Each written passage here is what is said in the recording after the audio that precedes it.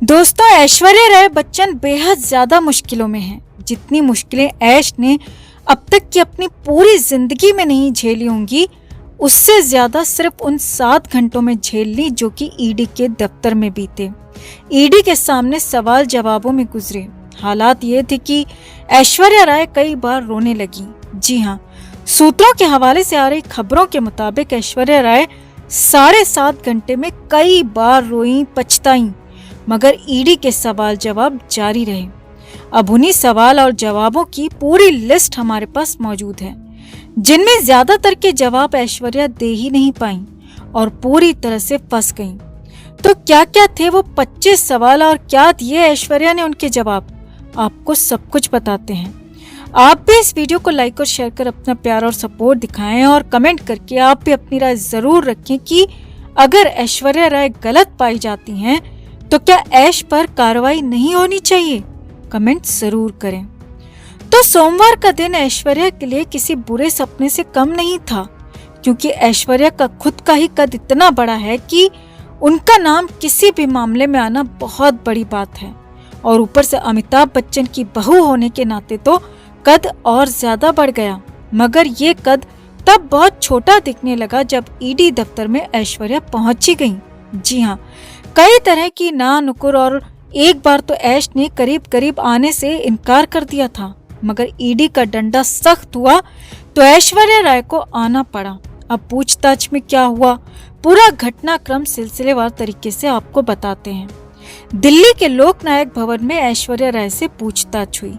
ED ने पहले से ही अपने सवाल तैयार करके रखे थे। सीधे ही ऐश्वर्या राय को 2nd फ्लोर स्पेशल रूम में ले जाया गया, जहां पहले से ही ईडी के अधिकारी बैठे थे, मौजूद थे। इंतजार ऐश्वर्या राय का ही था। ऐश्वर्या के आते ही उन्हें बैठने के लिए कहा गया और फिर पानी भी पूछा गया, जिस पर ऐश्वर्या ने इनकार किया।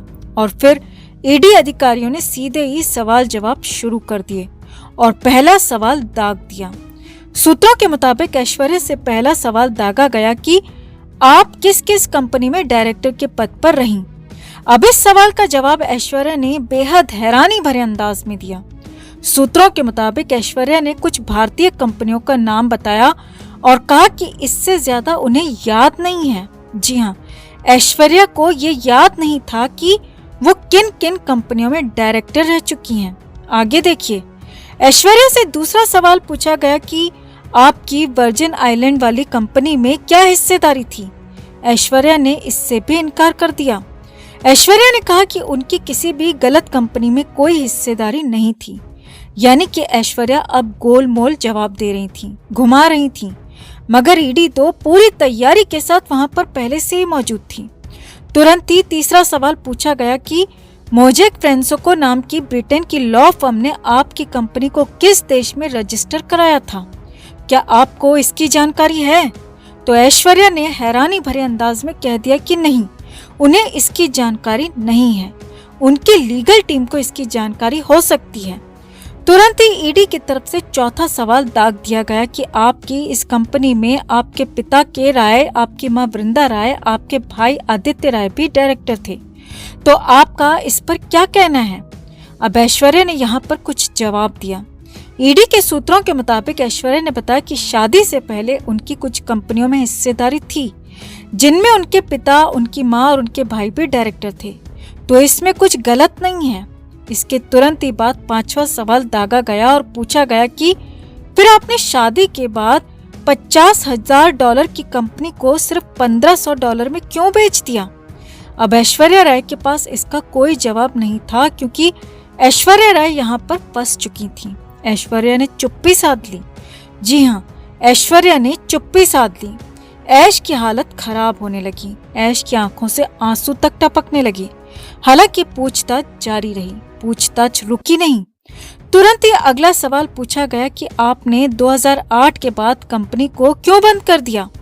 तो ऐश्वर्या ने जवाब दिया कि मेरी लीगल टीम ने मुझे कंपनी के घाटे के बारे में बताया और इसीलिए हमने कंपनी बंद कर दी। अब तो ऐश्वर्या राय खुद ही फंसने लगी थी, क्योंकि ऐश्वर्या उस कंपनी का अस्तित्व स्वीकार करने लगी थी, शुरुआत में जिसके बारे में जानकारी नहीं होने की बात कह रही थी। सूत्रों के मुताबिक फिर से ईडी ने सवाल किया, तो क्या आपने आरबीआई से अपनी कंपनी में वित्तीय लेन देन के लिए मंजूरी ली थी?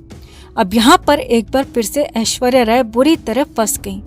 ऐश ने कहा कि उनके सीए, उनकी लीगल टीम ही इसको देखती है, उनको ही इसके बारे में पता होगा, वो नहीं जानती। लेकिन हाँ, इतना जरूर कह सकती हैं कि उन्होंने कोई भी गलत काम नहीं किया है और सारे अपने कामों के लिए आरबीआई से लीगल मंजूरी ली थी। आरबीआई से वित्तीय मंजूरी ली है, यानी कि बहुत सारे सवालों के जवाब ऐश्वर्या राय नहीं जानती के रूप में दे रही थी, लेकिन पूछताछ जारी थी। अब फिर अमिताभ बच्चन को लेकर भी ऐश्वर्या राय से सवाल पूछा गया।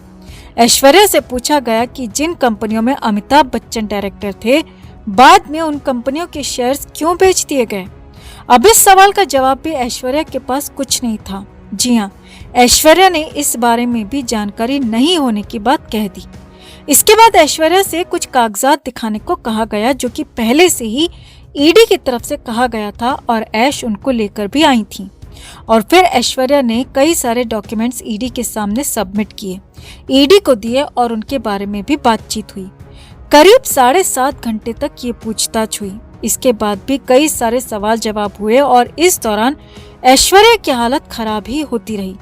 कई बार रोई, परेशान होकर पानी मांगने लगी और कई बार ऐसा हुआ कि जब ऐश ने सवालों के जवाब नहीं जानती या मुझे नहीं पता या फिर मेरी लीगल टीम जानती है, ऐसे ही जवाब दिए और रात करीब 7:30 बजे ऐश्वर्या राय को छोड़ा गया।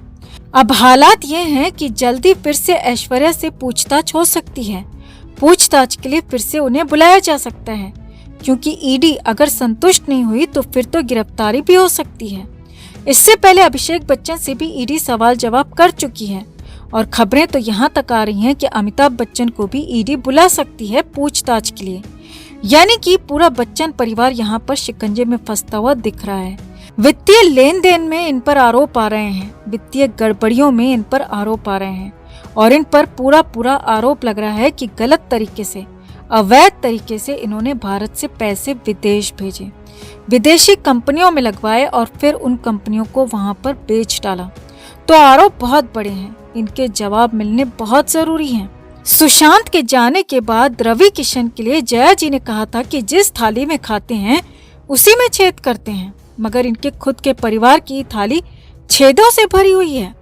जहां इनके पतिदेव पैसा कमाने के लिए उन लोगों की भावनाओं की धज्जियां उड़ाते हैं जो इन्हें बिग बी, सदी के महानायक की उपाधि देकर सर पर बिठाते हैं, वो महानायक सिर्फ कुछ पैसों की लालच में महानालायक बनकर कैंसर बेचते हैं, गुटखे का प्रचार करते हैं।